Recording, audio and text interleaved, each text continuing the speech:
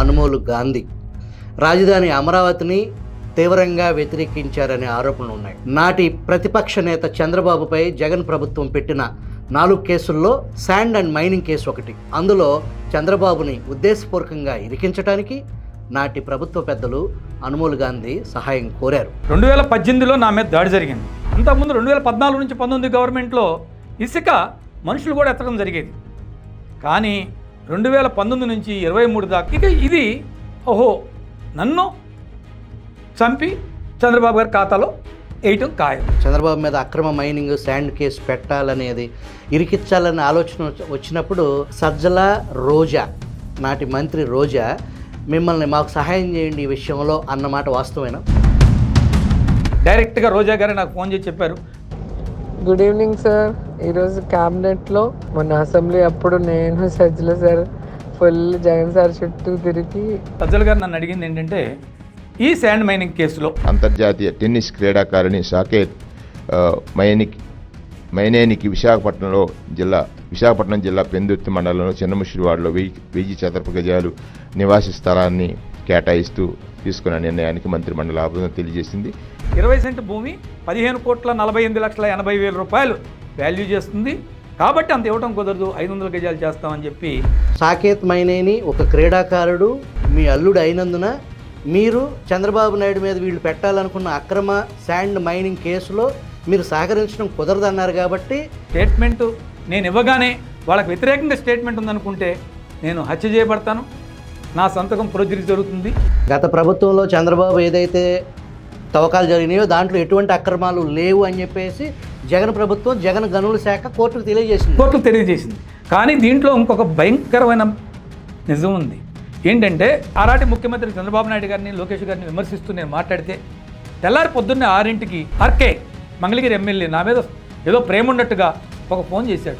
Create చేసి మీలో ఆ అనుమానాన్ని క్రియేట్ చేసి దాన్ని ఆళ్లే చేసి తెలుగుదేశం పార్టీ మీద నెట్టే ప్రయత్నం అది. ఇప్పుడు ఈ ఎవిడెన్స్లన్నీ చూసినాక ఇంకా అది కాకుండా ఎలాగపోతుంది. జగన్ మిమ్మల్ని కలవకపోవటానికి మీ కులం కూడా ఒక కారణం అనుకోవచ్చా? కులం కారణం అంటే, వెల్కమ్ టు తెలుగు వన్. ఆంధ్రుల కలల రాజధాని, ప్రజా రాజధాని 29 గ్రామాల్లో ఒక గ్రామం అయినటువంటి లింగయ్యపాలెం గ్రామానికి చెందిన అనుమోలు గాంధీ రాజధాని అమరావతిని తీవ్రంగా వ్యతిరేకించారనే ఆరోపణలు ఉన్నాయి. నాడు అనుమోలు గాంధీకి జనసేన అధ్యక్షులు పవన్ కళ్యాణ్ మద్దతు ప్రకటించారు. పర్యావరణం దెబ్బతింటుంది, దానిపైనే ఆయన పోరాటం, అందుకే అనుమోలు గాంధీ గారు నాకు ఇష్టం అని పవన్ కళ్యాణ్ నాడు బహిరంగంగా ప్రకటించారు. భూసేకరణపై, బలవంతపు భూసేకరణపై కూడా గాంధీ గారు కోర్టుకెళ్లారు. రాజధాని జాప్యానికి అనుమోలు గాంధీ కూడా ఒక కారణం అనే ఆరోపణలు కూడా ఎదుర్కొన్నారు. అయితే అక్రమ ఇసుక తవ్వకాలపై జగన్ రెడ్డిని అడ్డంగా ఇరికించారు ఇదే అనుమోలు గాంధీ. గనుల వెంకటరెడ్డి నా కేసు నుంచి తప్పించుకోలేరు, శిక్ష తప్పదు అంటున్నారు అనుమోలు గాంధీ. నాటి ప్రతిపక్ష నేత చంద్రబాబుపై జగన్ ప్రభుత్వం పెట్టిన 4 కేసుల్లో శాండ్ అండ్ మైనింగ్ కేసు ఒకటి. అందులో చంద్రబాబుని ఉద్దేశపూర్వకంగా ఇరికించడానికి నాటి ప్రభుత్వ పెద్దలు అనుమోలు గాంధీ సహాయం కోరారు. సజ్జల, రోజా వంటి వారు ఇన్వాల్వ్ అయ్యారు. ఆనక పులివెందుల మార్కు రాజకీయం చేశారు. వైఎస్ రాజశేఖర రెడ్డి తమ్ముడు, జగన్మోహన్ రెడ్డి బాబాయ్ వివేకానంద రెడ్డికి పట్టిన గతే అనుమోలు గాంధీకి పట్టబోతుంది అని ఆయన గ్రహించారు. కానీ ఎలా తప్పించుకోగలిగారు? ఇప్పటి వరకు ఎవరికి తెలియని రహస్యాలు మీకు తెలియజేయడానికి మన స్టూడియోకి అనుమోలు గాంధీ వచ్చారు. నమస్కారం గాంధీ గారు. నమస్కారం. సరే, రాజధాని ఆ ప్రాంత రైతుగా వ్యతిరేక ఇవ్వటం, స్వాగతించటం అది మీ వ్యక్తిగతం. దానికి సంబంధించి మీ కొంతమంది మద్దతు ప్రకటించారు, కోర్టుల దాకా వెళ్ళారు. ప్రస్తుతం మీరు అనుకూలమా వ్యతిరేకమా అనే దానికి సంబంధించి ఆ స్థాయి దాటిపోయింది. కాబట్టి మీరు కూడా నలుగురితో నారాయణ అనేది ప్రభుత్వాలు, వ్యక్తులు, సంస్థలు, దేశం కూడా కొన్నిసార్లు పాలసీలు మార్చుకునే పరిస్థితి వస్తుంది. మీరు కూడా ఆ దశలోనే ఉన్నారు అని చెప్పేసి మాకున్న సమాచారం. అయితే దాని జోలికి వెళ్లకుండా ఇప్పుడే ఏదైతే ఇసుక మైనింగ్కి సంబంధించిన మీరు ఎన్జిటికి వెళ్ళిన వ్యవహారానికి సంబంధించి నాటి ప్రతిపక్ష నేత, నేటి ముఖ్యమంత్రి చంద్రబాబుని అక్రమంగా ఆ కేసులో ఇరికించి జైలుకు పంపించే నాటికి జరిగిన ఆనాటి కుట్రని మాకు డీటెయిల్గా వివరిస్తారా? తప్పకుండా సార్.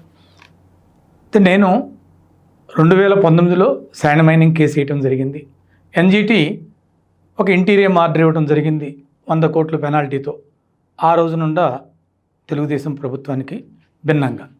అయితే అక్కడ నుంచి ఆ కేసులో దానివల్ల ఏంటంటే పూర్తిగా శాండ్ మైనింగ్ అనేది ఆపేయడం జరిగింది.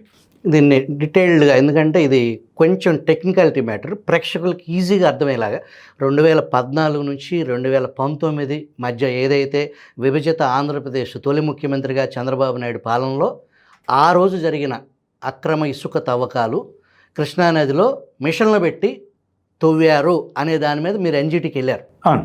ఆ ఎన్జిటికి వెళ్ళినప్పుడు ఎన్జిటి తీర్పు ఇచ్చింది, ఇది నిజంగా తవ్విన మాట వాస్తవం, యథార్థమే, 100 కోట్లు ఫైన్ కట్టాలి అని చెప్పేసి నాటి చంద్రబాబు ప్రభుత్వానికి ఎన్జిటి ఫైన్ వేసింది, తీర్పు చెప్పింది. ఫైనాన్స్ తీర్పు చెప్పినప్పుడు తర్వాత దాంతోపాటు టోటల్ శాండ్ మైనింగ్ని కూడా ఆపేయడం జరిగింది. ఆపేయడం జరిగినాక తర్వాత వచ్చిన జగన్ గారి ప్రభుత్వం, ఆ ప్రభుత్వం ఏం చేసిందంటే ఇది అక్రమ క్వారీయింగ్ కాదు, ఇది కేవలం నది పుడికి తీయటం మాత్రమే అని చెప్పి వాళ్ళు చెప్పడం జరిగింది. కోర్టుకి ఎన్జిటికి చెప్పడం జరిగింది. చెప్పడం జరిగితే ఎన్జిటి ఇదే టైంలో ఆ రోజునే నాకు ఒక బెదిరింపు వచ్చింది. ఎలా అంటే అక్కడ వెంకటరమణ గారు అనే ఒక లాయర్ గారు, ఏదైతే గవర్నమెంట్ తరఫున లాయర్ ఉన్నారో ఆయన గాంధీ గారి మీద బ్లాక్మెయిలింగ్ కేసు ఎందుకు వేయకూడదు అని. అంటే నేను యాక్చువల్గా ఎవరికి భయపడేవాడిని కాదు, ఉద్యమాలకు ఎక్కడ వెనకాడే మనిషిని కాదు, దేనికి ఆలోచించకుండా, ఎందుకంటే స్టూడెంట్ లీడర్ కాబట్టి అలా నడిచే నన్ను నాకు అర్థమైంది. ఎందుకంటే 2018లో నా మీద దాడి జరిగింది. అంటే కేవలం రైతులు అడ్డగిస్తుంటే దాంట్లో ఒక 6 ఎవరో గుర్తు తెలియని వ్యక్తులు ఉన్నారు. అది నేను ఆ వీడియోలో గ్రహించడం జరిగింది. కానీ ఆ వీడియోని ఎవరైతే తీశారో వాళ్ళు దాన్ని డిలీట్ చేయడం జరిగింది. తర్వాత ఆ వీడియో లేదు కాబట్టి నేను ఇక ముందుకు ప్రొసీడ్ అవ్వడానికి వీల్లేని పరిస్థితి ఏర్పడింది. కానీ ఆ రోజున ఏంటంటే నాకు సహజంగా నేను పోరాటం చేస్తున్నప్పుడు ఆ ఉద్యమంలో తెలుగుదేశం వాళ్ళే అయ్యుంటారేమో అనే అనుమానం అనేది సంక్రమించడం కూడా జరిగింది. సరే, అడ్డగించడం మటుకు రైతులు అడ్డగించారు, ఎందుకంటే రాజధాని నష్టపోతుందనే ఉద్దేశంతో వాళ్ళు సహజంగా అడ్డగించారు. కానీ అడ్డగించిన వాళ్ళు మిత్రత్వంతోనే ఉన్నారు, కానీ నా మీద దౌర్జన్యం చేద్దామనే ఆలోచన వాళ్ళకు ఉండదు. కానీ ఈ 6 మటుకు 6 కానీ 7 కానీ కరెక్ట్గా నేను నెంబర్ చెప్పలేను, కానీ వాళ్ళు మటుకు ఏదో ప్రయత్నం జరుగుతూ ఉంది. సరే, ఎప్పుడైతే వెంకటరమణ గారు ఆ మాట అన్నారో ఓహో నాకు అర్థమైంది, కొంత అర్థమైంది, ఓహో ఇది నెగిటివ్ వెళ్తుందని. సరే, వాళ్ళు పడేశారు ఏమని, అక్రమం కాదు, ఇది నది పూడిక తీయటం మాత్రమే అని. ఇది జగన్మోహన్ రెడ్డి ప్రభుత్వం 2000. అయితే దీనికి కొంచెం వెనక్కి వెళ్దాం. ఏదైతే ఎన్జిటి 100 కోట్లు ఫైన్ నాటి చంద్రబాబు ప్రభుత్వంకి ఫైన్ విధించిందో, డ్రిడ్జింగ్ జరిగింది అనే దానికి సంబంధించి వాళ్ళు కమిటీ వేశారు. ఆ కమిటీ ఎప్పుడు వేశారు? ఏదైతే ఎన్జిటి నుంచి ఒకళ్ళు, స్టేట్ గవర్నమెంట్కి సంబంధించిన ఒక కమిటీ ఇక్కడ ఎటువంటిది జరగలేదు అనేది ఒక కమిటీ తీర్మానం చేసింది కదా, అది ఎప్పుడు జరిగింది? అంటే ముందు ఫస్ట్ కేసుకి ముందు ఏంటంటే ఫస్ట్ ఎన్జిటి ఒక కమిటీని వేసింది. ఆ కమిటీ అక్రమ క్వారీయింగ్ సీఎం గారి ఇంటి దగ్గరలోనే జరిగినాయి అని ఇవ్వడం జరిగింది. కానీ ఎప్పుడైతే జగన్మోహన్ రెడ్డి గారు అక్రమం జరగలేదన్నారో, అక్రమం జరగలేదని పనిచేసినప్పుడు ఎన్జిటి అది ఒప్పుకోలేదు. ఒప్పుకోకుండా మీరు ఇంత క్లియర్గా ఉంటే మీరు 100 కోట్ల పెనాల్టీ కట్టాల్సిందే అన్నారు. అప్పుడు సెంట్రల్ ఎన్విరాన్మెంట్ మినిస్ట్రీ నుంచి ఒక కమిటీని ఎంచుకోవడం జరిగింది. అది జగన్ ప్రభుత్వమే సెంట్రల్ ఎన్విరాన్మెంట్ మినిస్ట్రీ నుంచి కమిటీ ఎంచుకోవడం జరిగింది. ఆ కమిటీ వచ్చి ఇది అక్రమం కాదు, ఇది నది పూడికి తీయటం మాత్రమే అని రిపోర్ట్ ఇవ్వడం జరిగింది. ఆ రిపోర్ట్ ఆధారంగా అప్పుడు మా లాయర్ అన్నాడు, మీరు సాక్ష్యాలతో పడైపోతే కేసు కొట్టేస్తారు అని. సరే, నాకు అర్థమైపోయింది ఇది ఇట్లా కార్నర్స్గా వెళ్తున్నప్పుడు అక్రమ క్వారీయింగ్ గురించి నేను పోరాడితే నాకు వివేకానంద రెడ్డికి పట్టిన గతే పడుతుంది అనే ఉద్దేశం నాకు అర్థమైంది. అర్థమయ్యి ఎవరు చంపారో కూడా తెలియని పరిస్థితిని క్రియేట్ చేస్తారు, ఆ పరిస్థితి నాకొద్దు అని చెప్పి నేను మా లాయర్కి అదే చెప్పాను. అదే మాట చెప్పి కేసు దాని గురించి పట్టించుకోమని అన్నాను. ఆటోమేటిక్గా కేసు కొట్టివేయడం జరిగింది. కేసు కొట్టివేసిన తర్వాత జగన్మోహన్ రెడ్డి డ్రిడ్జింగ్ చేసినారు. సో ఏదైతే కూటమి ప్రభుత్వం ఏదైతే చంద్రబాబు నాయుడు 2014-19 మధ్యన ఏదైతే ఎన్జిటి తీర్పు ఏదైతే దాన్ని ఇక్కడ ఎటువంటి పొరపాటు జరగలేదు, ఎటువంటి అక్రమ తవ్వకాలు జరగలేదు, అది ఓన్లీ నది గర్భంలో పూడికి మాత్రమే తీశారనేది జగన్మోహన్ రెడ్డి గవర్నమెంట్ తీర్మానించి సెంట్రల్ ఎన్విరాన్మెంట్ కమిటీ చేసి ఇక్కడ లోకల్ బాడీలో ఆంధ్రప్రదేశ్ సంబంధించిన అధికారులను కమిటీలో వేయించి దాన్ని క్లోజ్ చేయించేసి ఆయన ఆ కంటిన్యూటీ ఆ జగన్మోహన్ రెడ్డి ప్రభుత్వం అక్రమ మైనింగ్ చేయటానికి ఆ దారిని ఏర్పాటు చేశారా? దాన్ని ఏర్పాటు చేశారు. అక్రమ మైనింగ్ చేయడం దారిని ఏర్పాటు చేయడమే కాకుండా ఘోరమైన విషయం ఏంటంటే, నేను వేసిన కేసులో ఆ రోజున మిషనరీ ద్వారా అనేది కేవలం బోట్మెన్ సొసైటీ బోటుల ద్వారా 25 ఫీట్ లోతున ఇసుక తవ్వుతున్నారు, ఇది ప్రమాదకరం అని చెప్పి నా కేసు. కానీ ఇక్కడ జరిగింది ఏంటంటే, అదే కాకుండా అంతకుముందు 2014-19 గవర్నమెంట్లో ఇసుక మనుషులు కూడా ఎత్తడం జరిగేది. కానీ 2019 నుంచి 23 దాకా ఇసుక మనుషులు ఎత్తలేదు, మిషనరీస్ డైరెక్ట్గా ల్యాండ్ మీద ప్రొక్లైన్స్ పెట్టి మిషనరీ పెట్టి డ్రిడ్జింగ్ చేశారు. ఇది చట్టవిరుద్ధం. కానీ నేను వేస్తే ఆగిపోతుందని తెలుసు, కానీ ధైర్యం లేదు, శక్తి లేదు. ఎందుకంటే డెఫినెట్గా కిల్లింగే జరుగుతుంది. ఎందుకంటే నేను అతని యొక్క చరిత్ర చూశాను. అదే కాకుండా నాకు అర్థమైంది ఏంటంటే, ఏదైతే నా మీద 2018లో హత్యా ప్రయత్నం జరగటానికి జరిగిందని నేను అనుమానిస్తున్నానో, ఆ అనుమానించే వాళ్ళల్లో ఎవరైంది 7 నేను 6-7 ఉన్నారు, వాళ్ళు గుర్తించలేకను. కానీ ఆ రోజున నాకు రావాల్సిన బలాన్ని, అంటే కార్యకర్తల బలాన్ని పక్కకి డైవర్ట్ చేసింది ఆర్కే. కాబట్టి ఇది మా నాటి మంగళగిరి ఎమ్మెల్యే అయితే ఇక ఇది నన్ను చంపి చంద్రబాబు గారి ఖాతాలో వేయటం ఖాయం. అలాంటి పరిస్థితుల్లో నేను అర్థం చేసుకొని సైలెంట్గా ఇక ఇదే సమయంలో నాకు జరిగింది ఏంటంటే, నాకు ఫ్యామిలీలో కూడా పోరాటంలో చేయడంతో నా ల్యాండ్ అవార్డు అనౌన్స్ చేయడం జరిగింది, 22 ఎకరాలు. సరే, 22 ఎకరాల అవార్డు అనౌన్స్ చేస్తే అది నాది మా బ్రదర్ది ఫ్యామిలీది కనుక అది నా పిల్లలు ఎవరు వ్యతిరేకించరు కాబట్టి నాకు ప్రాబ్లం లేదు. అట్ ద సేమ్ టైం 2 ఇష్యూలో ముఖ్యంగా సాకేత్ మైనన్ టెన్నిస్ ప్లేయర్ ఉన్నాడు. అతను 14లో ఏషియన్లో గోల్డ్ సిల్వరు 2 కొట్టాడు. మా అల్లుడు ఏషియన్ గేమ్స్లో సిల్వరు గోల్డ్ 2 కొట్టాడు. అతను అప్పటికి నా అల్లుడు కాదు, కానీ అప్పుడు యాక్చువల్గా చెప్పాలంటే అప్పటికి ఆంధ్రప్రదేశ్లో ప్లేయర్స్లో హైయెస్ట్ రేంజ్. అతను ఎవరితో అయితే గోల్డ్ కొట్టాడో సానియా మిర్జాతో కలిసి మిక్స్డ్ డబుల్స్లో గోల్డ్ కొట్టడం జరిగింది. అదే సానియా మిర్జాకి తెలంగాణ గవర్నమెంటు 2 కోట్ల పారితోషికం, అకాడమీ, పద్మశ్రీ అవార్డు ఇప్పించడానికి రికమెండ్ చేయటం, తర్వాత బ్రాండ్ అంబాసిడర్గా తీసుకోవడం జరిగింది. ఇతనితో పాటు ఏదైతే సిల్వర్ కొట్టాడో ఆ డబుల్స్ ప్లేయర్కి హర్యానా గవర్నమెంటు ₹1 కోటి డబ్బు, తర్వాత హౌస్ సైటు, తర్వాత డిఎస్పీ ర్యాంకు ఉద్యోగం ఇవ్వటం జరిగింది. ఇది ఒక రకంగా నేను ఇతన్ని ఓన్గా డెవలప్ చేసుకోగలను అనే ఉద్దేశంతో నేను అకాడమీకి పెట్టచ్చాలనే ప్లాన్తో చేస్తుంటే, అతను సైకలాజికల్గా నాకు గవర్నమెంట్ ఇస్తే చేస్తాను లేదు. కానీ ఇక్కడ జరిగింది దురదృష్టకర విషయం ఏంటంటే, వాళ్ళ ఫ్యామిలీ పర్స్యూ చేయకపోవడం వలన జరిగింది. ఎందుకంటే నా మూలాన జరిగింది అన్నం. ఎందుకంటే 2017 దాకా నాకు 16 ఎండింగ్లో డిసెంబర్లో మా మ్యారేజీ, అప్పుడు దాకా అతను ఎవరో నాకు సంబంధం లేదు కాబట్టి నా మూలాన జరగలేదు. కానీ జరిగింది 16లోనే మీ పాప మ్యారేజ్ అయింది. 16 డిసెంబర్లో, అంటే ఆల్మోస్ట్ 17 అంటే. అయితే ఇది ఇతనికి అర్జున అవార్డు కూడా రాలా. సరే, నేను వచ్చినాక మా పాప కొంచెం యాక్టివ్, ఎందుకంటే ఐఐటి చదువుకుంది, లిబరల్ ఆర్ట్స్ మాస్టర్ డిగ్రీ చేసింది, లా చేసింది, రాజధాని ఉద్యమంలో కూడా ప్రథమ పాత్ర వహించింది అందువలన తను ఇంటెలిజెంట్ కాబట్టి తను పర్స్యూ పూర్తిగా చేసుకోలేదు. కానీ పర్స్యూ చేయడం మొదలుపెట్టినా కూడా తనకి ఈ అవగాహన వచ్చేటప్పటికే కొంచెం టైం పట్టినాక అప్పటికి చంద్రబాబు నాయుడు గారి గవర్నమెంటు ఒక ఆఖరి దశలో ఉంది. ఆఖరి దశలో కూడా ఒక అంటే ట్రైనింగ్ అని టెన్నిస్ అకాడమీకి చాలా కాస్ట్లీ గేమ్ అని ఎవరో చెప్పారు. ఈ పాప చెప్పింది కదా, ఎవరో చెప్పినప్పుడు ఏంటంటే దాని మీద ఆలోచించి ఒక ట్రైనింగ్ అని చెప్పి శాంక్షన్ చేయడం కూడా జరిగింది. దాదాపు 2 సంవత్సరాల మీద 1,80,00,000 ఎంతో శాంక్షన్ చేయడం జరిగింది.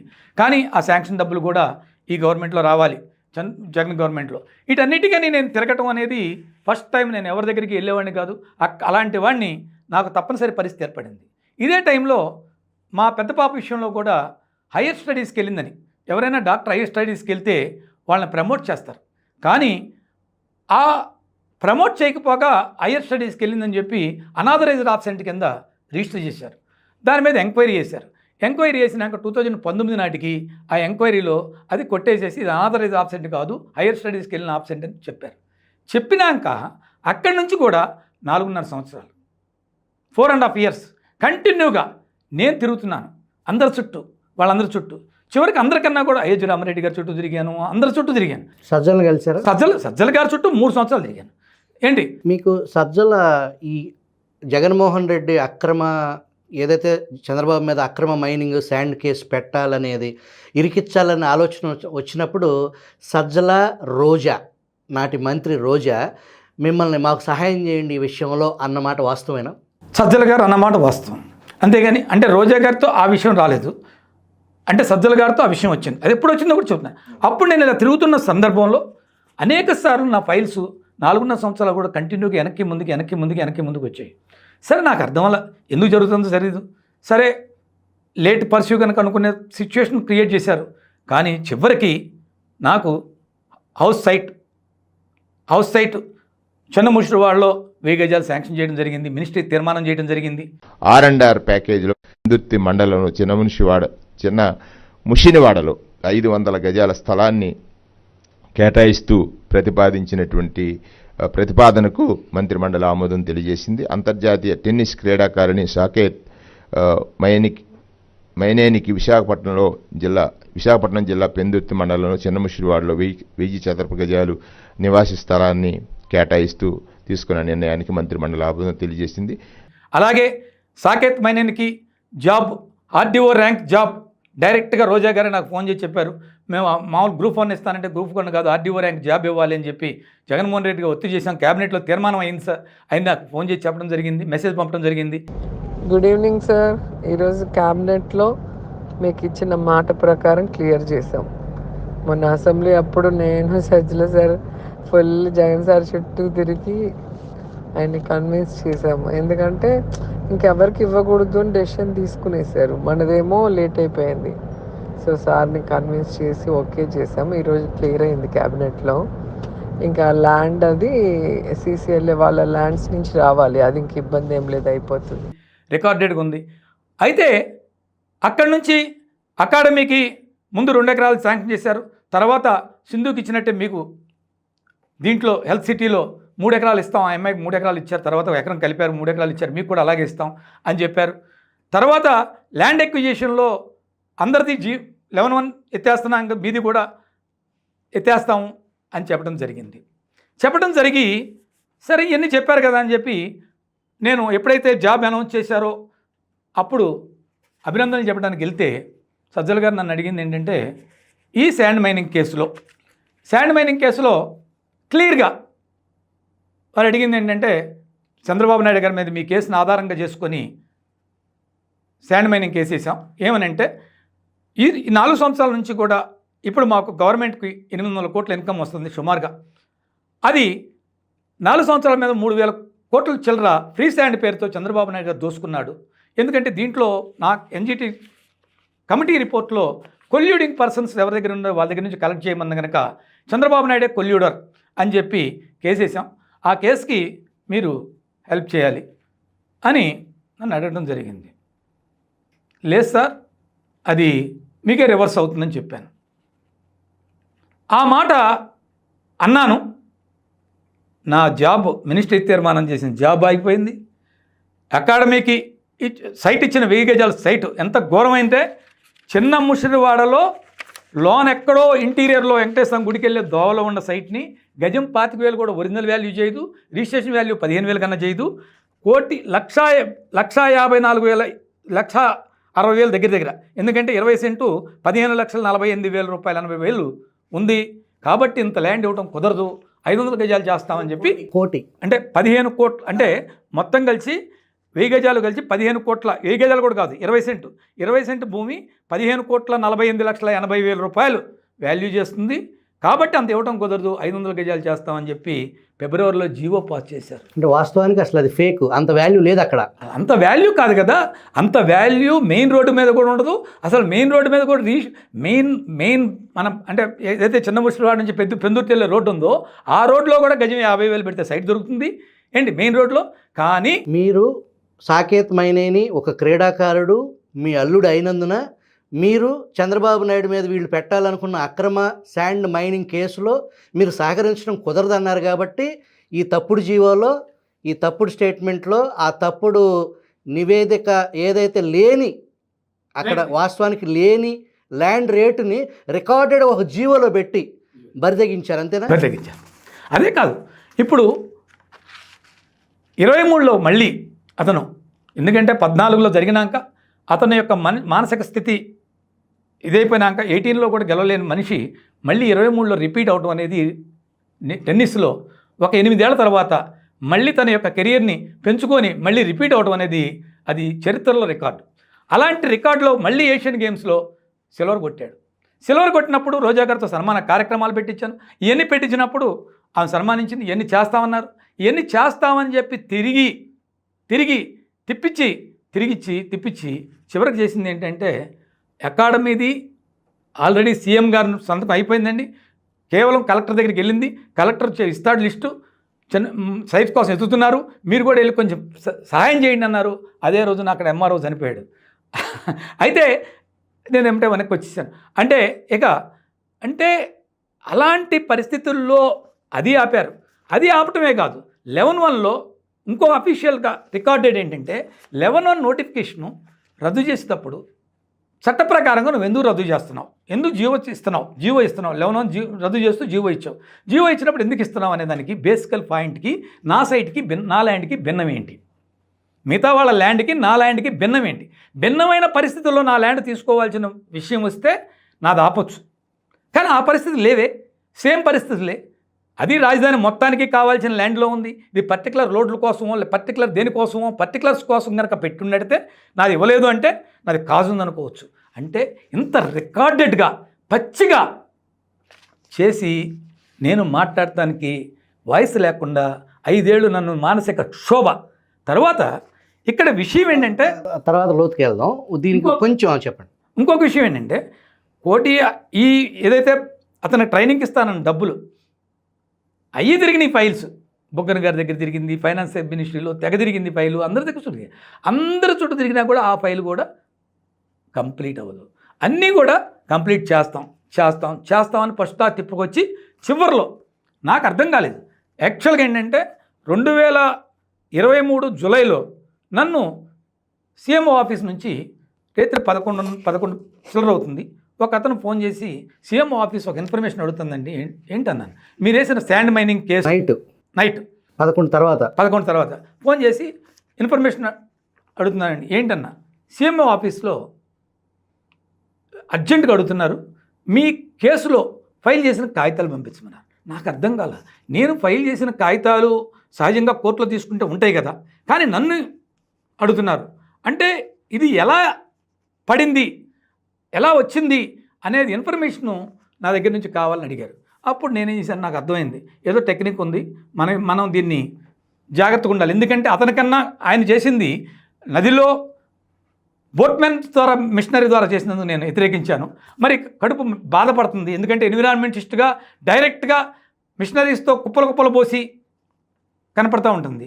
అలాంటిది ఇంత జరుగుతున్నప్పుడు నేను అంటే నాటి చంద్రబాబు ప్రభుత్వంలో గోరంత అయితే ఈ ప్రభుత్వంలో కొండంతా మీరు మహాదారుణం అన్న దృష్టిలోకి వచ్చింది. వచ్చినాక ఆ పరిణామాన్ని నేను అర్థం చేసుకొని నేను సరే ఎక్కడైనా ఉంటాయి ఏదైతే డాక్యుమెంట్స్ ఆ డాక్యుమెంట్ 2 డాక్యుమెంట్లు పంపించేసేసి అంతే నేను దగ్గర ఉందని చెప్పి నేను మేరకు నూరుకున్నాను. అంటే నేను కేసు ఫైల్ చేసిన విధానం మటుకు పంపించలేదు. అయితే ఇది వాళ్ళు తీసుకుంటే ఉంటుంది కాపీ, కానీ దాన్ని ఇక వాళ్ళు ఎందుకో అడుగుతున్నారు కదా, దాని గురించి అడుగుతున్నారు కదా, పంపకుండా కేవలం కమిటీ రిపోర్టు ఏదైతే కేసులో జడ్జిమెంట్ కాపీ ఉందో ఆ రెండింటిని పంపించేసేసి ఊరుకున్నాను. అయితే ఇక్కడ జరిగిన విషయం ఏంటంటే కేవలం ఆ కేసుకు ఉపయోగించుకోవడానికే కాకుండా నన్ను ఎక్కడైతే ఉపయోగించుకోవాల్సిన కాడ ఉపయోగించుకోవడం కోసం నేను ఎక్కడ సహకరించట్లేదు, 3 రాజధానుల విషయంలో కూడా వ్యతిరేకిస్తాడు, సహకరించట్లేదు. ఇతను కనుక వదిలితే, ఇతను వదిలిపెడితే ఏం జరుగుతుందో, ఇతను వదిలిపెట్టకూడదు అనే ఒక భయభ్రాంతులకు గురి చేస్తూ అట్లాగే కంటిన్యూగా మెయింటైన్ చేస్తూ నన్ను అలా మెయింటైన్ చేస్తూ ప్రెజర్లో ఉంచారు మిమ్మల్ని. ఒక ప్రెషర్లోనూ ఒక ఆశావాదాన్ని ఎన్ని క్రియేట్ చేస్తూ జరుగుతుంది భయాన్ని. కేవలం ఎందుకంటే నేను పిల్లల లైఫ్ పాడైపోతుంది, అతను ఒక గేమ్ ప్లేయర్ లైఫ్ పాడవుతుంది. అదే మా పెద్ద పాప విషయంలో జరిగింది. 4.5 సంవత్సరాలు జరిగింది. రిజైన్ చేసేయమ్మా అన్నాను. Government hospital government job resign చేసింది సాక్ష్యం. 4.5 సంవత్సరాలు. ఈవెన్ ప్రిన్సిపల్ సెక్రటరీ కృష్ణబాబు గారు ఒకసారి లెటర్లో ఏం రాశారంటే, ఏంటిది హయ్యర్ స్టడీస్కి వెళ్తే మనం ప్రయారిటీ ఇచ్చి ప్రమోట్ చేయాలి కానీ ఇదేంటని చెప్పి డిఎంఈకి ఫోన్ చేసి దాని మీద ఫైల్ రాసిన సంతకం ఉంది, రాసిన పాయింట్ ఉంది, రికార్డ్ చూసుకోమనండి, రికార్డెడ్గా ఉంది. ఇంత ఉండా కూడా 4.5 సంవత్సరాలు తిప్పితే నేను అర్థం చేసుకోలేనంత మూర్ఖుణ్ణి కాదు, అంత ఇది కాదు.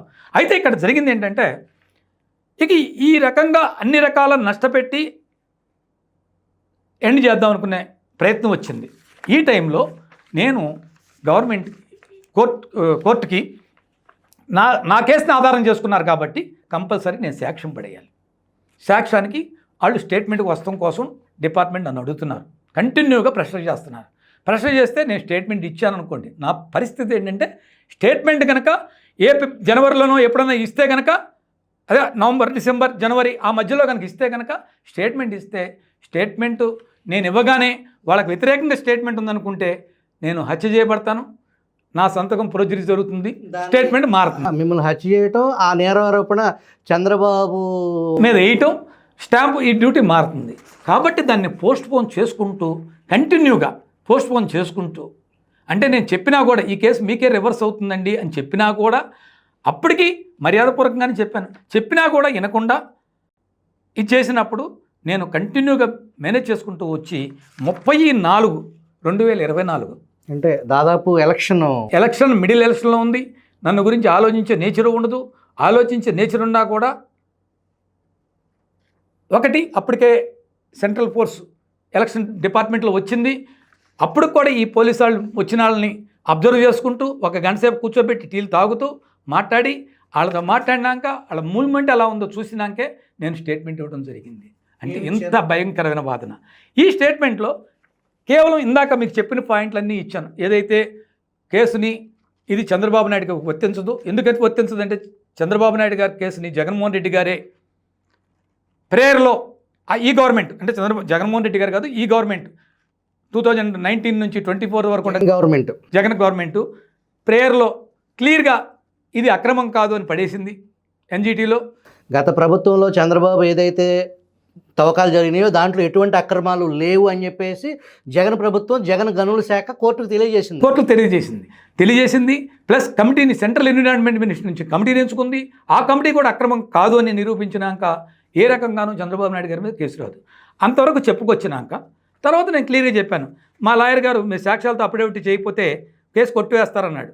అంటే కోరడం జరిగింది. ఇల్లీగల్ శాండ్ మైనింగ్లో కనుక అక్రమ క్వారీకి మధ్యలో వెళ్తే నా ప్రాణానికే ప్రమాదం అని భావించాను. కాకపోతే వివేకానంద రెడ్డి ఈ డైలాగులు నేను వాడలేను కనుక అక్కడ నాకు అర్థమైంది ఏంటంటే ఇది ప్రమాదం అని చెప్పి, నా ప్రాణానికి హాని ఉందని చెప్పి నేను క్లియర్గా మెన్షన్ చేయడం జరిగింది.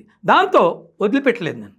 ఇక్కడ ఒక ఎన్విరాన్మెంటిస్ట్గా, ఒక పర్యావరణ ప్రయోగంగా బాధపడేది ఏమిటంటే 5 సంవత్సరాలను కూడా నదిలో మిషనరీ ద్వారా అక్రమ తవ్వకాలు జరుగుతున్నవి, అది చట్ట విరుద్ధం నేను రాసేశారు. క్లియర్గా చెప్పాను. నేను స్టేట్మెంట్ నేను చెప్పిన మాట రాసుకున్నారు, వాళ్ళు రాసుకున్న వర్డ్స్, పోలీసు వాళ్ళు రాసుకున్న వర్డ్స్, నేను కాపీ తీసుకున్నాను, అంతవరకే చెప్పేశాను. అంటే ఇక్కడ అంటే ఆ రోజుకి ఇక ఎలక్షన్కి వెళ్ళిపోతున్నారు, ఎలక్షన్ మూడ్లో, ఎలక్షన్ నోటిఫికేషన్లో ఉంది, జగన్మోహన్ రెడ్డి ఆ బిజీలో ఉన్నాడు, ఈ స్టేట్మెంటుకి అంత ప్రమాదం ఉండదు నాకు అని చెప్పి ధైర్యం చేసుకుంటూ నెట్టుకుంటూ వచ్చేసి అప్పటికి ఇక ధైర్యం చేశారు. కానీ దీంట్లో ఇంకొక భయంకరమైన నిజం ఉంది. ఏంటంటే రేపు ఎలక్షన్లో జగన్మోహన్ రెడ్డి గారు గెలిస్తే నా పరిస్థితి ఏంటి? దానికి పోరాటానికి సిద్ధపడ్డాను. అసలు విషయం ఏంటంటే దాని పోరాటానికి సిద్ధపడి స్టేట్మెంట్ ఇచ్చాను. ఈ స్టేట్మెంటు దాని పోరాటానికి సిద్ధపడ్డాను. మళ్ళీ జగన్మోహన్ రెడ్డి గవర్నమెంట్ వస్తే నా పరిస్థితి ఏంటి అనేదాన్ని మీరు యుద్ధానికి ప్రిపేర్ అయ్యి, అవసరమైతే మీరు ప్రాణత్యాగానికి చేయటానికి కూడా సిద్ధమయ్యే ఆ స్టేట్మెంటు ఇచ్చారు.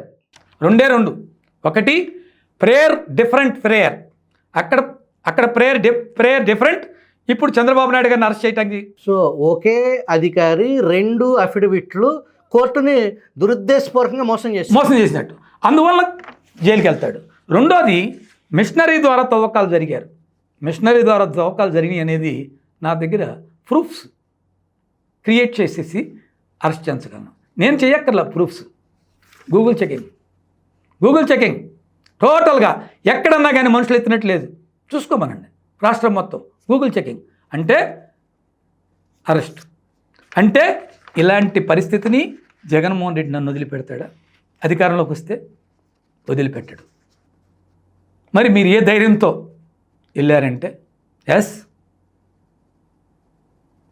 నన్ను జగన్మోహన్ రెడ్డి కనుక ఇరికించుకుని ఉంటే 3 రాజధానుల పోరాటం అన్ని రోజులు టైం లేదు, ఓన్లీ 2 months. నాకు తెలుసు, నేను అనేక సార్లు రైతులతో అన్నాను అన్నమాట, 2 months. ఎందుకంటే ఒక దుర్మార్గాన్ని ఎలా కట్టడి చేయాలనే దానికి మార్గాలు కూడా,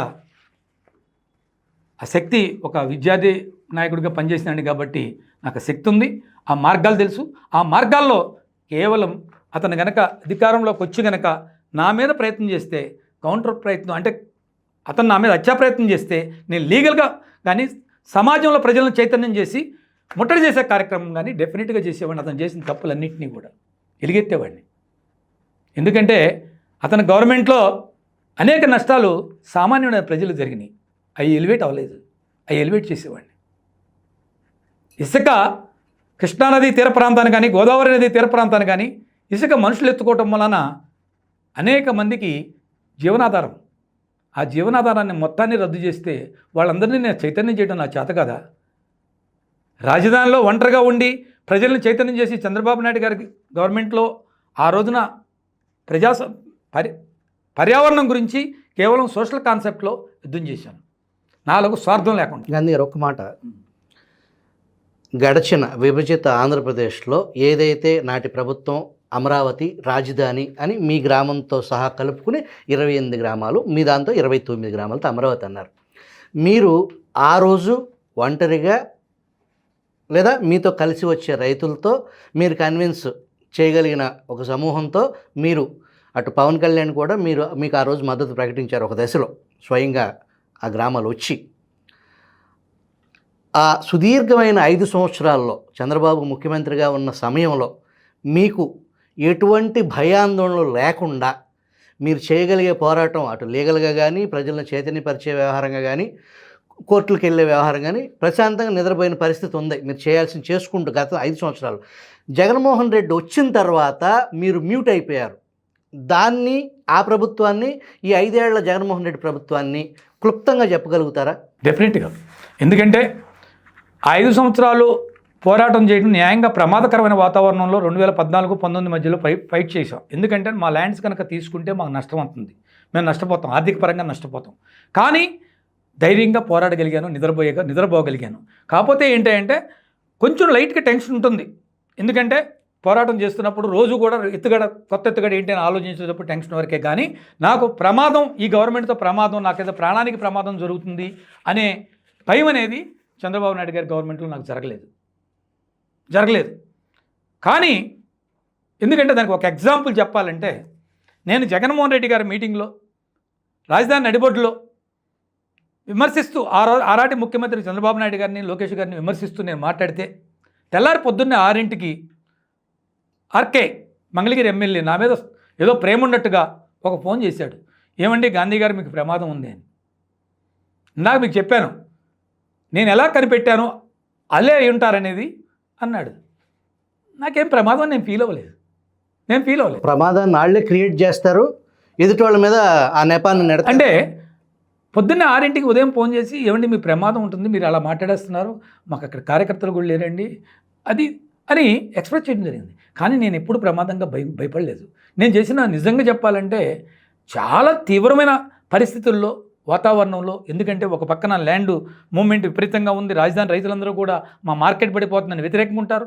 ఆ భావాలతో ఉన్నప్పుడే చేయగలిగాను. నాకు ధైర్యంగానే ఉంది, ధైర్యం చల్లలేదు. కానీ 5 సంవత్సరాలు రోజు ఆర్కే కాల్ ఉద్దేశం ఆ క్రియేట్ చేసి, ఆ మీలో ఆ అనుమానాన్ని క్రియేట్ చేసి దాన్ని ఆళ్లే చేసి తెలుగుదేశం పార్టీ మీద నెట్టే ప్రయత్నం అది. ఇప్పుడు ఈ ఈ ఈ ఈ ఎవిడెన్స్లన్నీ చూసినాక ఇంకా అది కాకుండా ఎలాగపోతుంది? డాట్స్ అన్ని కనెక్ట్ అవుతుంటే ఆ క్రిమినల్ కాన్స్పిరసీ అర్థమవుతుంది. అర్థమైపోయింది కదా, అర్థమైపోయింది.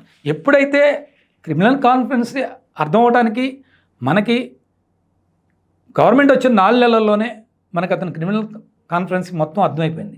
అర్థమైపోయి కూడా తిరగబడకపోవడానికి కారణం ఏంటంటే 5 సంవత్సరాలు కూడా రాత్రిపూట స్లీపింగ్ ట్యాబ్లెట్ వేసుకుని నిద్రపోవటమే, స్లీపింగ్ ట్యాబ్లెట్ వేసుకుంటే నిద్రపోవటమే. నాకు ఎప్పుడూ లేని హెల్త్ ప్రాబ్లమ్స్ అన్నీ క్రియేట్ అయినాయి. అంటే ఎందుకనంటే టెన్షన్. ఒక పక్కన సమాజానికి నేను చేసిన పని నేనే సరిచేయలేకపోతున్నాను, బాధ. అంటే మళ్ళీ 3 రాజధానులు అంటాం వలన కాన్సెప్ట్ మొత్తం మారిపోయి రకరకాల నష్టపోతారు ప్రజలు, రైతులంతా నష్టపోతారు. ఇలా దాన్ని సరిచేయలేకపోతున్నాను. ఏమి మానసికంగా ముందుకు రాలేను, వెనక్కి రాలేను. ఇలాంటి ఇరకాటంలో పడిపోయి 5 సంవత్సరాలు మానసిక శోభ అనేది ప్రయత్నం చేసి నేను జగన్మోహన్ రెడ్డిని కలవాలని అనేక సార్లు ప్రయత్నం చేశాను. అనేక సార్లు ప్రయత్నం చేసినాక వల్ల కాకపోతే మా అల్లుడు వంక పెట్టుకొని కలవాలని చూశాను. కనీసం 23లో ఏదైతే ఏషియన్ గేమ్లో సిల్వర్ గెలిచాడో అప్పుడు కనీసం మా అల్లుడినన్నా కలుస్తాడేమో అని చూశాను, కలవల. కానీ ఏదైతే ఆడుదాం అనే కాన్సెప్ట్, ఆడుదాం ఆంధ్ర అనే కాన్సెప్ట్ మటుకు వీళ్ళందరినీ పిలుచుకున్నారు. సరే ఈ రకంగా నాకు కలిసినాక మళ్ళీ కలుపుతాడే, మళ్ళీ ఈ విషయంలో కలుస్తాడేమో అని ఆశపడ్డాను. కానీ తెరసాటే కానీ తెర ముందుకు లేదు. నేను జగన్మోహన్ రెడ్డి గారు మీటింగ్లో మాట్లాడిన నాకు కనీసం ఒక ఇంటర్వ్యూ, ఒక కలిసే అవకాశం లేదు. అంటే అంత భయంకరమైన సిచ్యుయేషన్. నిజంగా నేను ఒక్కటి మాట, ఎందుకు కలిసే అవకాశం అతను ఎందుకు ఇవ్వలేదని మీరు అనుకుంటున్నారు? కేవలం అతను ఆడే గేమ్కి ఎప్పుడు అతను గేమ్ మీద ఆధారపడి ఉంటుంది. ఇవాళ వైసీపీలో పనిచేస్తున్నారు, పనిచేసే వాళ్ళందరిది తప్పు కాదు, అందరి క్రిమినల్స్ అయిన తప్పు కాదు. అతని గేమ్లో పావులు మాత్రమే. నాలాగా ధైర్యంగా తిరగబడికి ఏ పావు తిరగబడలేదు, ఏ పావు ఏమీ చేయలేదు, బలిపశువులే. జగన్ మిమ్మల్ని కలవకపోవటానికి మీ కులం కూడా ఒక కారణం అనుకోవచ్చా?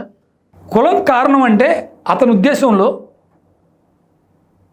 అతను ఇప్పుడు వరకు వాడిన కార్డులు చూస్తే మీరు అబ్జర్వ్ చేస్తే ఎవరైతే ఒక కులంలో పనికిరాని మనిషి ఉంటాడో వాడిని ఫ్రంట్ లైన్లో పెట్టడం, వాడిని సహజంగా ఇతరులు తిడతారు. అంటే కులాల మధ్య ద్వేషాన్ని క్రియేట్ చేయడమే అతని టార్గెట్.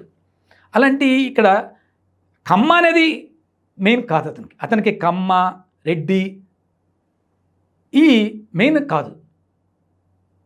రెడ్డిని అతను రెడ్డి కులాన్ని కూడా ప్రేమించడంటారు. ఆయన ప్రేమించడం కాదు, రెడ్డి కులాన్ని ఎంత నాశనం చేద్దాం అనుకున్నారో ఇంకొక ఎపిసోడ్లో చెప్తాను. మీకు ఎప్పుడైనా కావాలంటే చెప్తాను. అది ఎంత ప్లాన్గా జరిగిందో, అది బయట అవుట్డోర్ షూటింగ్కి వెళ్ళాలి, ఇవన్నీ చేయాలి. సో అతనికి ఆయన కులం అని భావించే రెడ్డి కులం కూడా నష్టమే చేశారంట. రెడ్డి కులం ఏంటండి? సొంత సోదరిని, మీరు సొంత బాబాయిని అతను ఆలోచించడు. అతను ఆలోచించే నేచర్ అది కానప్పుడు కులం గురించి ఎందుకు ఆలోచిస్తాడు? కమ్మని యాంటీగా చేశాడని నేను అనుకోవట్లేదు. అది మటుకు కరెక్ట్ కాదు. అతనికి సా అనే మాట లేదు. ఆయన క్రిస్టియానిటీ మీద ప్రేమ ఉందనుకోవటానికి ఇవాళ దళితుల్లో ఎక్కువ క్రిస్టియానిటీ తీసుకున్నాడు ఉన్నారు. అందరికన్నా ఎక్కువ బలి చేసిన దళితులనే ఈ రాష్ట్రంలో మరి అతను ఓటేసిన దళితులే ఎక్కువ పర్సంటేజీ, కానీ అందరికన్నా ఎక్కువ బలి చేసిన దళితులనే. అవన్నీ సరైన ప్రజెంటేషన్ రాలేదు. కానీ సరైన ప్రజెంటేషన్ వస్తే డెఫినెట్గా అతని ఆలోచన భిన్నం. అంటే అందరూ బాధితులేనా? అందరూ బాధితులే, కుటుంబ సభ్యుల నుంచి అందరూ బాధితులు, బడుగు బలహీన వర్గాలు. బాధితులు కాని మనిషి ఉండడు. అతనికి కావాల్సింది డబ్బు, వ్యవస్థను మేనేజ్ చేయటం. అతని టార్గెట్ ప్లాన్ వేరుగా ఉంటుంది. అతని ప్లాను, అతను వెళ్ళాల్సిన సందేశం వేరు. అలా తండ్రినే కేసులో ఇరికిచ్చిన మనిషి, అది ఇంకంతకన్నా నేను చెప్పేది ఉంది. ఇప్పుడు నేను చెప్పాల్సిన మనిషి లేదు. సుదీర్ఘమైన రాజకీయ అనుభవం, విద్యార్థి దశలోనే మీరు పోరాటాలు చేసిన వ్యవహారం, గవర్నమెంట్ల మీదే పోరాటం చేస్తూ వచ్చారు. దేశ రాజకీయాలు కూడా మీ వయసు రీత్యా మీకు బోలంత అనుభవం ఉంది. వాస్తవానికి ఇటువంటి పాలకుడిని మీరు ఇంతవరకు చూసారా? చరిత్రలో ఎక్కడన్నా భారతదేశ స్వతంత్రం ముందు కానీ స్వతంత్రం తర్వాత కానీ ఆ పరిస్థితులు?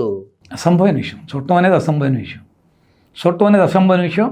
అతను క్రియేట్ చేసుకున్నట్టు అలాంటి రాజకీయాన్ని ఎవరు క్రియేట్ చేసుకోవడం ఎవరి వల్ల కాదు. So never before never after never అనేది ఇప్పుడు పాలకులు జాగ్రత్తను బట్టి ఉంటుంది, చర్యలను బట్టి ఉంటుంది. ఇప్పుడు పాలకులు చర్యలను బట్టి వీటిని బట్టి ఉంటుంది. లేకపోతే అతను రావడం అనేది ఏం లేదు. పాలకుల చర్యలు ఆధారం పడి ఉంటుంది. ఎందుకంటే ఇంతవరకు సరైన మెసేజ్ కూడా ప్రజలకి పూర్తి మెసేజ్ వెళ్ళా. కొంత మెసేజ్ వెళ్తేనే అతను వ్యతిరేకించారు, ప్రజలు ఓడించారు, కానీ పూర్తి మెసేజ్ వెళ్ళా. సో అతనంటే ఏంటనేది ప్రజల దృష్టికి పూర్తి స్థాయిలో తెలియజేయాల్సిన అవసరం ఎంతైనా ఉందంటారు. ఉంది, తప్పకుండా ఉంది. తప్పకుండా లేకపోతే సమాజం నష్టపోతుంది, రాష్ట్రం నష్టపోయింది. ఇప్పుడు రాష్ట్రం ఏ రకంగా నష్టపోయింది అనేది ఏ యాంగిల్లో మనం చూపించాం? కేవలం 3 రాజధానులు అంటాం, ఆ 29 గ్రామాల నష్టంలాగా చూపించాం, కానీ రాష్ట్రం ఎంత నష్టపోయింది ఎక్కడ చూపించాం? అది చూపించలేదు కదా, మనం ప్రజెంట్ చేయలేదు కదా. ఆ 29 గ్రామాల రైతులు నష్టపోయింది అనేది ఎవరు పట్టించుకుంటారు? మరొక ఎపిసోడ్లో మరిన్ని వివరాలు ఇంకా లోతుగా వెళ్దాం. స్టూడియోకి వచ్చి ఎక్స్క్లూజివ్గా తెలుగు ప్రేక్షకులకి ఇంత సమాచారం ఇచ్చినందుకు మీకు ధన్యవాదాలండి. Thank you.